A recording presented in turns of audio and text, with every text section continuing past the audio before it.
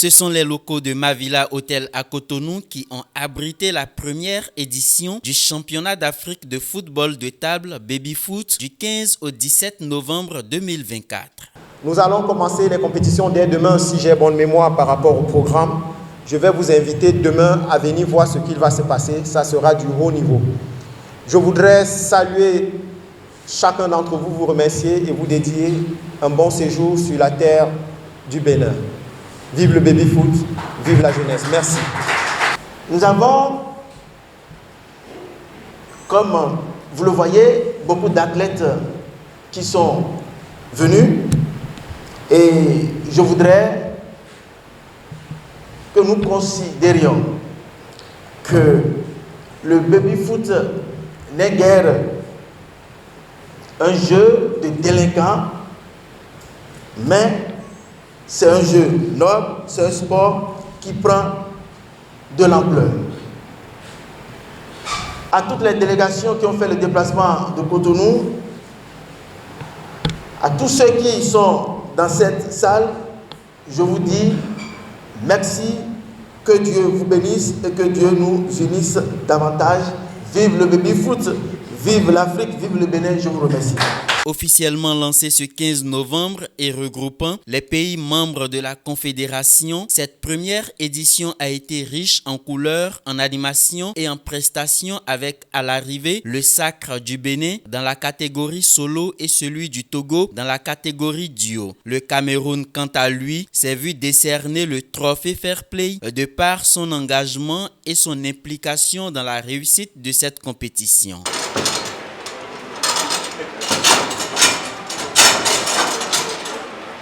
Attention, comment il se passer? À la suivante de réparation. A-t-il marqué le Béninois?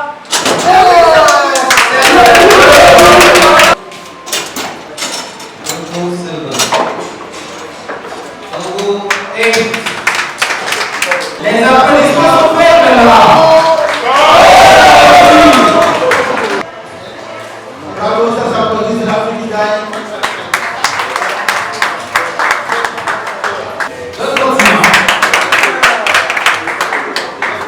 Autre résultat, le Nigeria et le Bénin ont fini respectivement 2e et 3e dans la catégorie duo et de l'autre côté, le Togo et la Côte d'Ivoire finissent 2e et 3e dans la catégorie solo. Une assemblée générale élective durant ce championnat a permis d'élire Delano Kiki à la tête de la CAFT pour un mandat de 4 ans placé sous le signe des actions.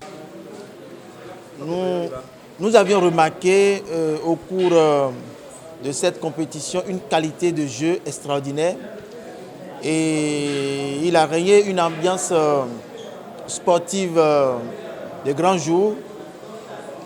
Aussi, ça a été un moment pour donner plus de valeur à notre passion, à notre jeu, à notre sport, qu'est le football de table communément appelé baby foot. Ça a été un moment de brassage, de rencontre entre athlètes et de prise de grandes décisions. Donc, ce sont des impressions de satisfaction parce que le Bénin, depuis 10 ans, travaille pour le développement du baby-foot au Bénin comme en Afrique.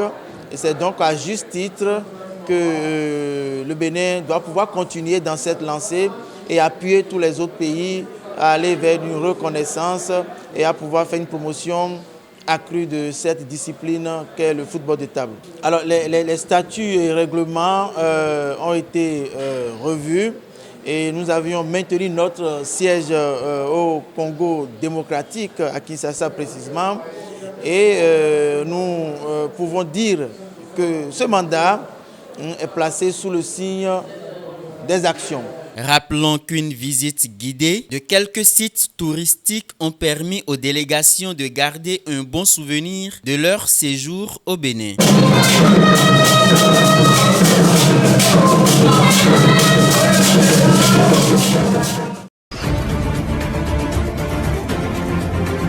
Nous faisons plus de l'alphabétisation de masse. Mais nous, en faisant l'alphabétisation fonctionnelle, nous embrassons le maximum donc, de nos apprenants. Mais là, la cible, c'est les artisans, c'est les couturiers, c'est les maçons, c'est les menuisiers, etc., etc. Voilà. Finalement, quel est le lien entre alphabétisation et formation professionnelle, enseignement technique? Le lien, c'est que l'alphabétisation est au service de la formation professionnelle. On n'alphabétise pas pour alphabétiser, pas pour la forme.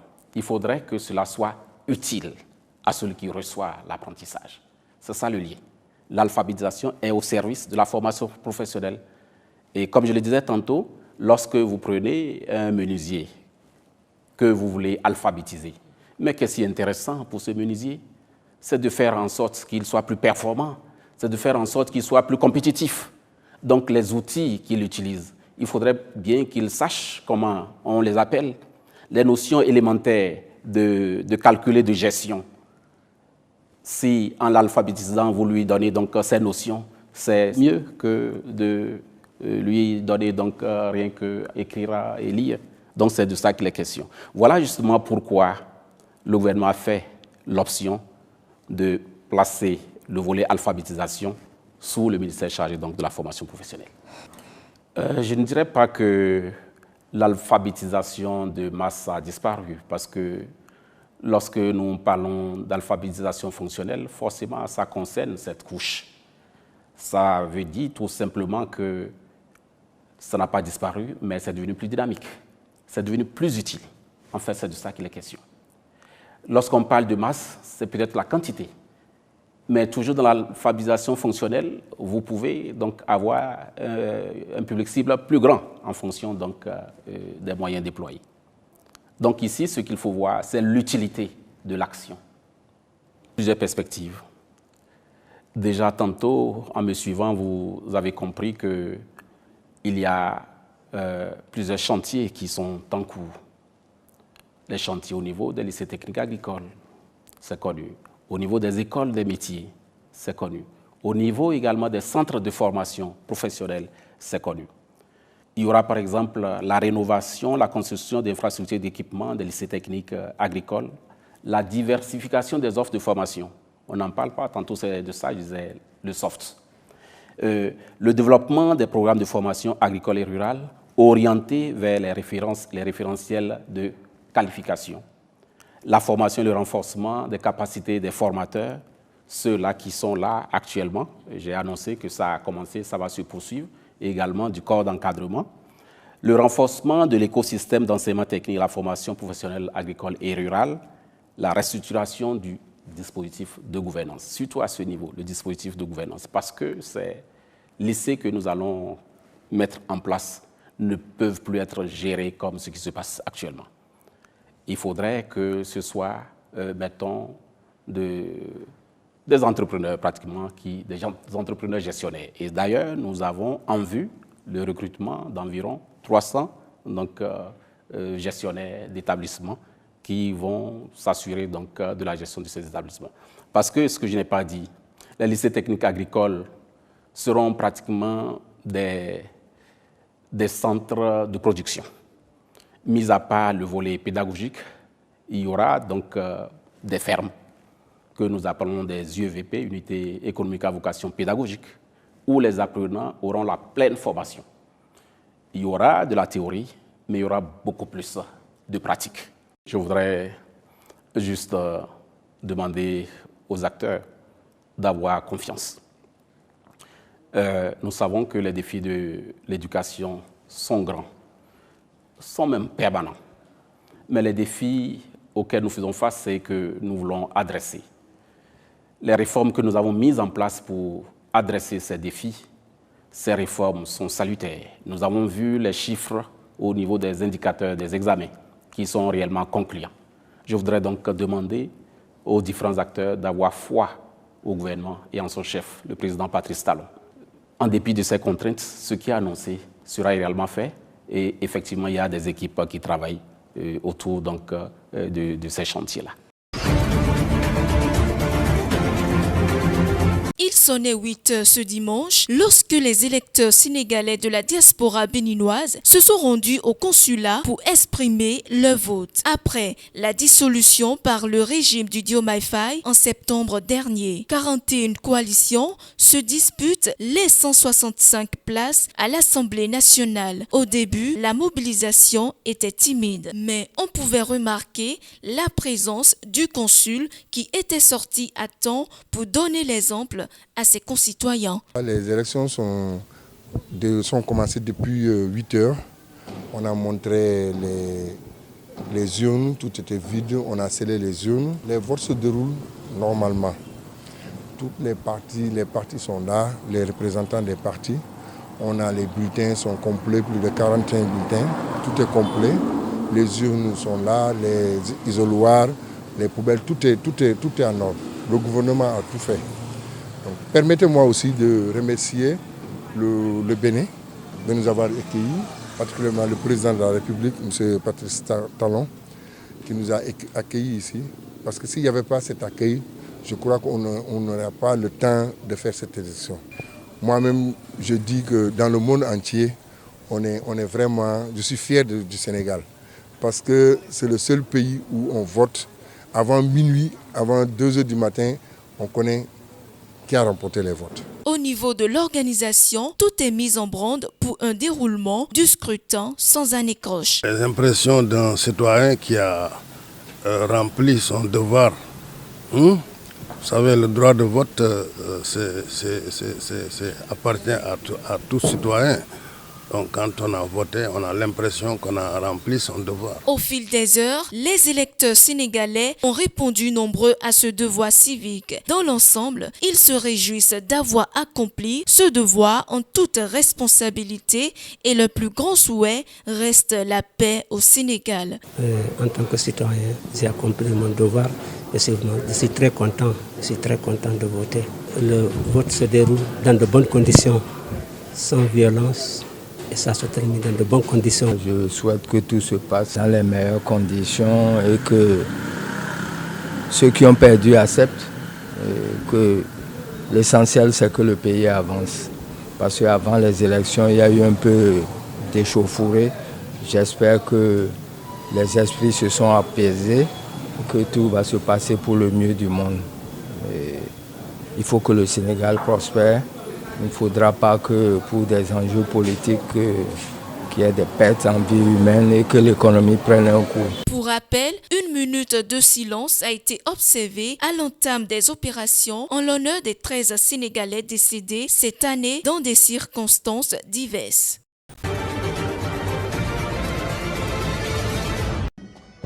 Le Nigeria et l'Inde renforcent leur coopération stratégique.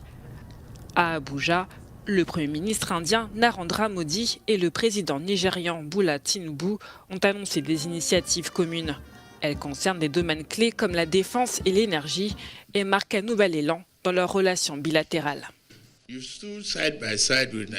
Vous êtes resté aux côtés du Nigeria sur de nombreux fronts pendant des décennies.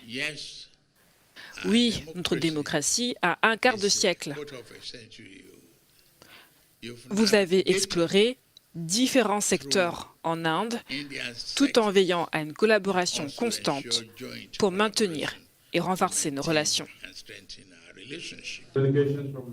Le Premier ministre indien a mis en avant les opportunités offertes par ce partenariat stratégique. Excellence, nous accordons une grande priorité à notre partenariat stratégique avec le Nigeria. Nous avons une forte coopération dans plusieurs secteurs comme la défense, l'énergie, l'économie, la technologie, la santé, l'éducation et la culture. Notre coopération est très solide et offre de nombreuses nouvelles possibilités. Narendra Modi a été décoré de l'une des plus hautes distinctions nigérianes pour marquer cette coopération renforcée.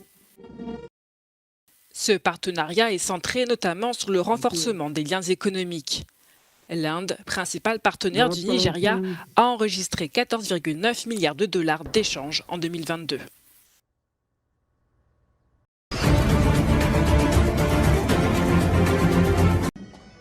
Le Nigeria et l'Inde renforcent leur coopération stratégique.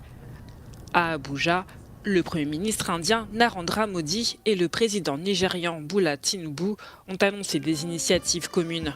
Elles concernent des domaines clés comme la défense et l'énergie et marquent un nouvel élan dans leurs relations bilatérales. Vous êtes resté aux côtés du Nigeria sur de nombreux fronts pendant des décennies. Oui, notre démocratie a un quart de siècle. Vous avez exploré différents secteurs en Inde, tout en veillant à une collaboration constante pour maintenir et renforcer nos relations. Le Premier ministre indien a mis en avant les opportunités offertes par ce partenariat stratégique. Excellence, nous accordons une grande priorité à notre partenariat stratégique avec le Nigeria. Nous avons une forte coopération dans plusieurs secteurs comme la défense, l'énergie, l'économie, la technologie, la santé, l'éducation et la culture.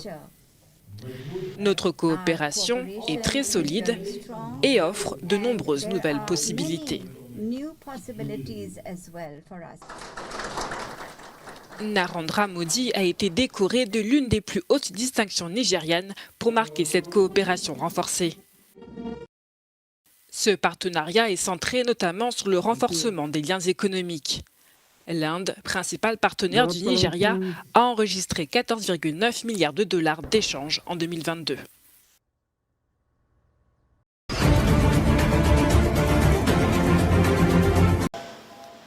À Bakou, la COP29 entre dans une phase clé avec l'arrivée des ministres du climat.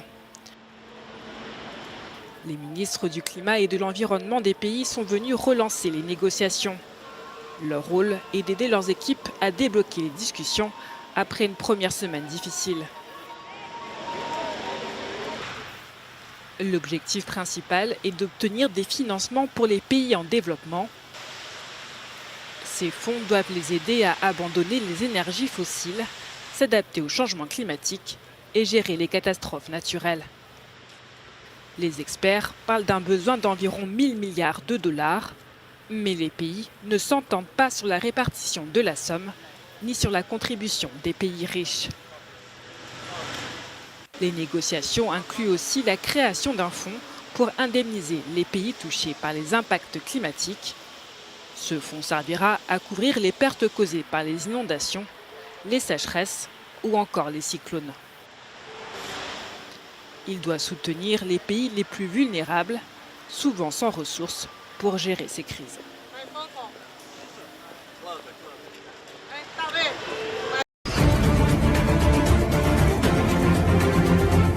Des dizaines de manifestants ont envahi les rues de Niamey, la capitale du Niger, ce samedi, en réponse à l'appel lancé par des organisations de la société civile.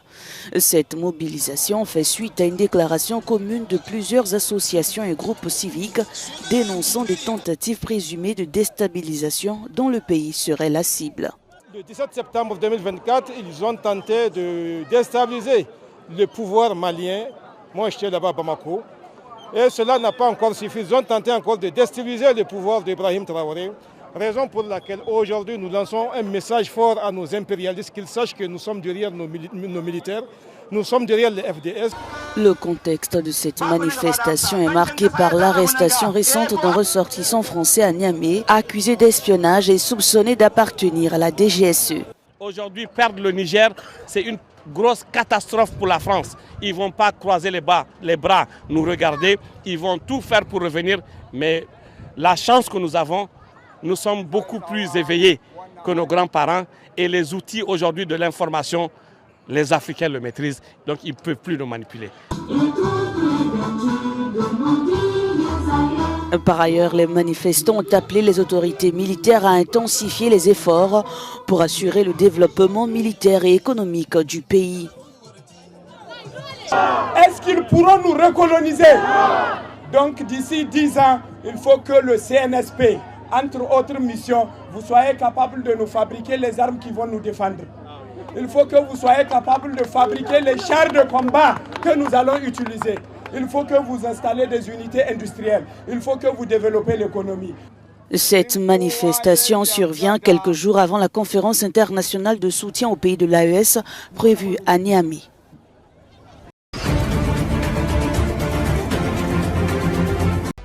Jake Paul, youtubeur de 27 ans devenu boxeur, a remporté une victoire au point contre Mike Tyson vendredi à Arlington, au Texas. Cependant, le combat n'a pas réussi à captiver les 72 000 spectateurs présents, déçus par le manque d'intensité et d'attractivité. J'ai fait de mon mieux pour livrer un combat excitant, mais quand votre adversaire se contente de survivre sur le ring, c'est difficile de créer du spectacle. Je n'ai pas réussi à le faire s'engager, à échanger des coups, à rendre les choses vraiment impressionnantes. Mais honnêtement, je ne m'inquiète pas de ce que les gens peuvent dire à ce sujet.